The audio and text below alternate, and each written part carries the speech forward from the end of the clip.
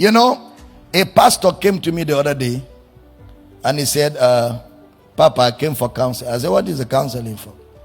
He said, Papa, I don't know why I'm not successful and it is not working. A pastor talking like that. So I asked him, are you a businessman or a politician? He said, no, I'm a man of God. I said, what is not working? I said, I don't understand, because what you're speaking is strange to my ears. What do you mean by it is not working?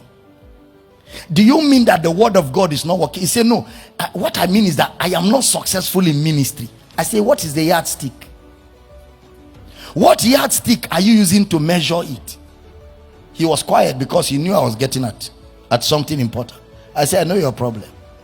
You think making it in ministry is car, you know, escort car, pilot car, and then a big jeep in between, you know, a big house, and church with crowd making it. I said, that's wrong. That's not the way ministerial success is measured. What is the way ministerial success is measured? A minister who is successful is a laborer in word and doctrine. Finish. Once you teach the word and you're sound in your teaching, you're a successful minister. It's not measured by things. If success in ministry is measured by crowd, what about across the river where there are fishermen that must be pastored, and in the whole village there are only 50, and a pastor has to live there and pastor them forever? So that means that man's church, even if the whole village join his church, there can never be more than 50. Is it not a success? If he goes to that village and he has 30 members out of 50, his church is bigger than churches in cities. If a city has a church of over 14 million people and he has 10,000 members, he is not as successful as that man pastoring in a city of 50, 30 members. So we don't measure ministerial success by crowd. We don't measure ministerial success by car, influence and affluence. We are not businessmen and we are not politicians. Ministerial success is measured by soundness in doctrine. And when you start teaching people sound doctrine, even if they are 4 and they grow in the knowledge of Christ, you're successful.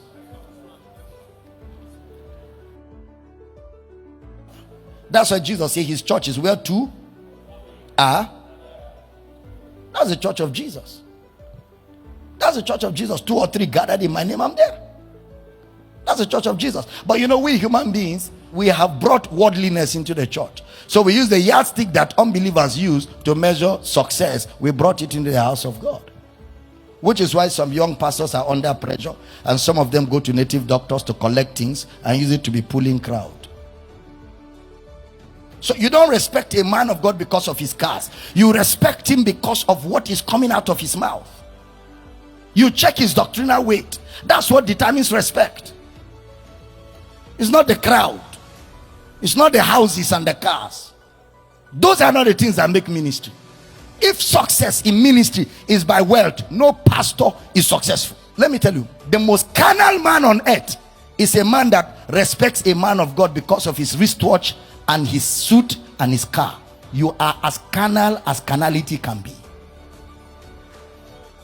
Real spirituality is to respect men that labor.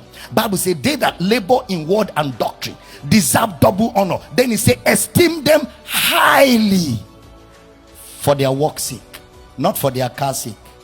And that's why preachers feel when you just have big cars, you know, big cars, and you have bodyguards, you have escort and pilot cars, when you enter everywhere, as you're coming out, your protocol, they're pushing everybody down so that the man of God can come out.